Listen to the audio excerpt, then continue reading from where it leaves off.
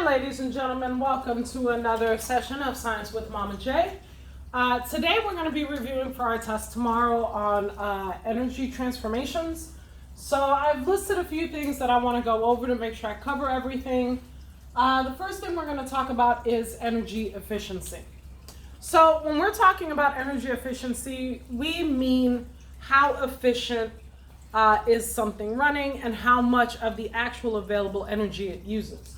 So for example, let's say we have a car. So in this car, you have a full tank of gas. So you have 100% of the energy available for the gas to use, for the car to use, excuse me.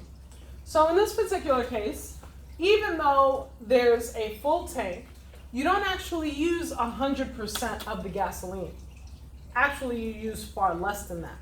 See, there's a lot of mechanisms that are moving around in the car. You have some combustion that occurs, and as a result of the 100% of the gas that's in the car, a whopping 76% is lost to waste heat, okay, to thermal energy. So in the car, only about 24% of that energy is used. And of that 24%, give or take, only about 3% actually makes the car run. Okay, because of this 24%, some of it goes to overcoming resistance from the road, between the road and the tires. You have the frictional forces of the car as it's going down the road. So the aerodynamics of the car are important as well. Okay, the less aerodynamic the car is, the more of this 24% go to overcoming air resistance. Okay, so when we say how efficient is something, okay, if we say something is 30% efficient, what that means is of 100% of the available energy, 30% of it is used and 70% of it goes to waste, thermal energy, and whatever other energy transformations may be taking place depending on what object you're talking about. So that's what we mean by efficiency. Okay? So obviously the more efficient something is, the less energy is wasted and the less money it costs. So that's why we tend to go out and buy energy efficient washers and dryers, refrigerators, dishwashers, and things like that, because the more efficient they are, the less electricity they use, and the less money it costs us in the long run. Okay, so the next thing I want to talk about is gravitational potential energy and kinetic energy. Okay, and there are a couple of things I want to address here really quickly. First of all, gravitational potential energy and kinetic energy. GPE, if you look at the formula, GPE is equal to 9.8 joules per kilogram meter times the mass in kilograms times the height in meters. Okay, you can see that gravitational potential energy is dependent on the mass and the height. So the higher the mass and the higher the height, the greater the gravitational potential energy. Coincidentally, the lower the mass, the lower the height, the lower the gravitational potential energy. And another thing you will notice is if you have an object that is falling from a given height, as the object continues to fall, gravitational potential energy goes down as kinetic energy goes up. And this happens in a proportional ratio. So if you start here with 100% GPE, you have 0 KE. And if down here you are at 100% KE, you are at 0% GPE. And if you're somewhere in the middle, let's say this is the middle, you have 50% KE and 50% GPE. So that translates into, if you're looking at joules of energy, if you're at 100 joules of energy of GPE here, you're at 0 joules of KE here. If you're at 50 joules of KE here, you're at 50 joules of GPE here. And if you're at all 100 joules of KE here, then that means all of the GPE has converted, and as a result, there's no more gravitational potential energy. So, the relationship between gravitational potential energy of an object and kinetic energy is inverse. Okay? So obviously, kinetic energy also refers to the mass of the object as well. So the greater the mass of the object, okay, although the formula for kinetic energy is a little bit different, the greater the mass of the object, the faster the object will move, and the faster the object moves, the greater the kinetic energy. So if you have an object, for example, that is sliding down a ramp, if it has a greater mass, then the kinetic energy will be greater. Okay? So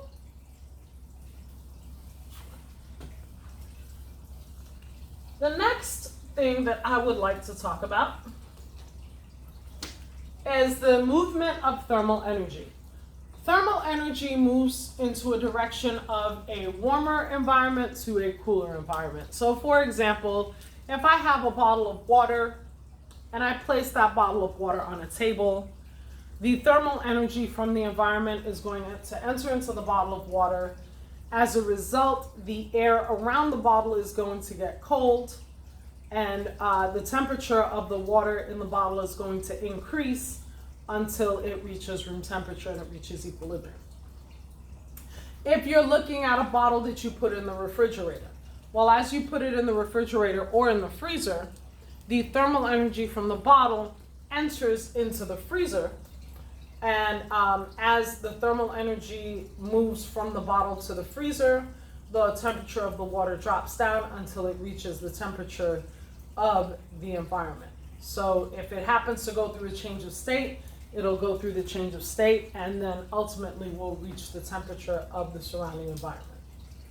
So thermal energy moves from a warmer area to a cooler area. Okay? And we measure thermal energy using a thermometer.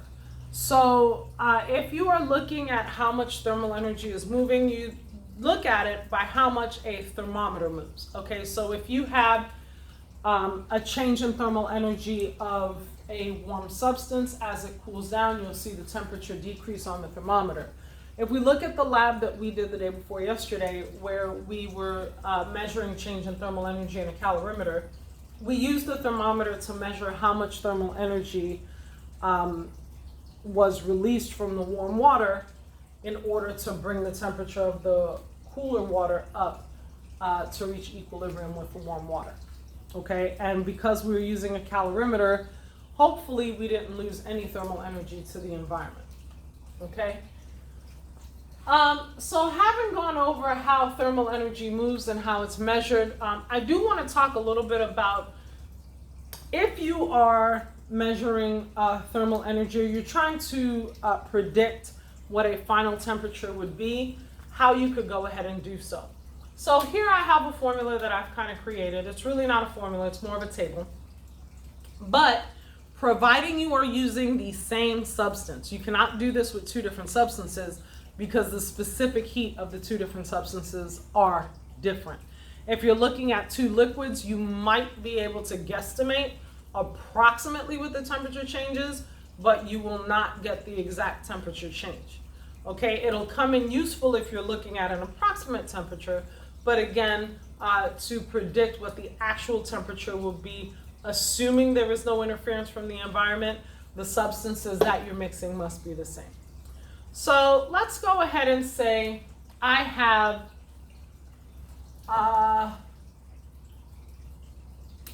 40 grams of warm water and I have 30 grams of cold water. Okay? So the mass ratio here would be 4 to 3. Okay? So the temperature ratio then would be 3 to 4. Now the temperature ratio is the inverse of the mass ratio because the substance with the greatest mass is going to change temperature the least. Okay?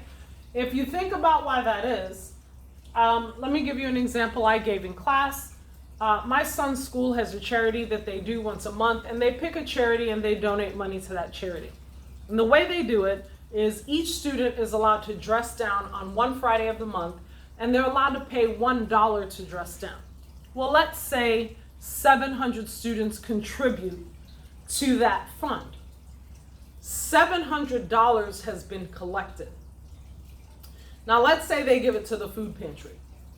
That food pantry gets all $700. Okay, so that one entity gets this large sum of money. But all of the individual people at the school only contributed just a little bit amount of money. Okay, so even though they each were able to give a small amount that they wouldn't even really notice, and it's not changing too much for them, that pantry gets a large amount. Okay, kind of works the same way here. Because this is a large amount, each individual gram of water is going to give a little bit of thermal energy. Because this is a smaller amount, it's going to receive thermal energy from more than 1 gram, if that makes sense. So this is going to change in temperature more than this will. Okay, so if you look at the initial temperature, let's say the initial temperature here was 60 degrees and the initial temperature here was 30 degrees.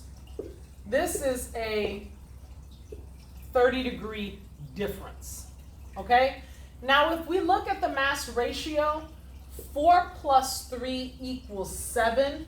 That means there are 7 equal parts here, okay? Well, what do I mean by that? Well, in this case, there are 7 equal parts of 10. 10, 20, 30, 10, 20, 30, 40.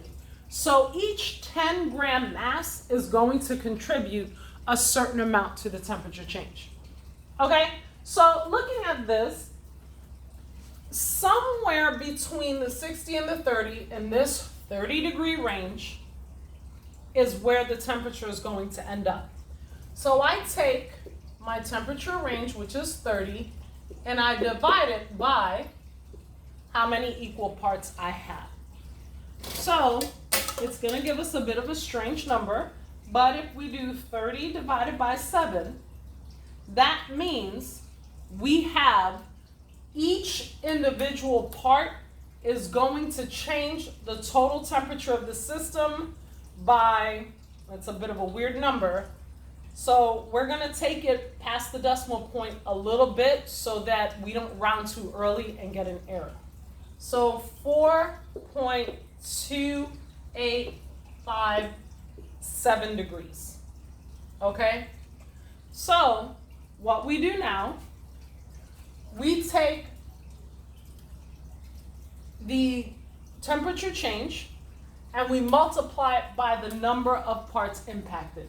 Since this is the larger amount, it's going to be impacted the least. So 4.2857 times 3 gives me a temperature change, delta means change, a temperature change of 12.8571 degrees. If I take this, 4.2857, and I multiply it by the impact here, which is 4, this temperature change is going to change by 17.1428 degrees.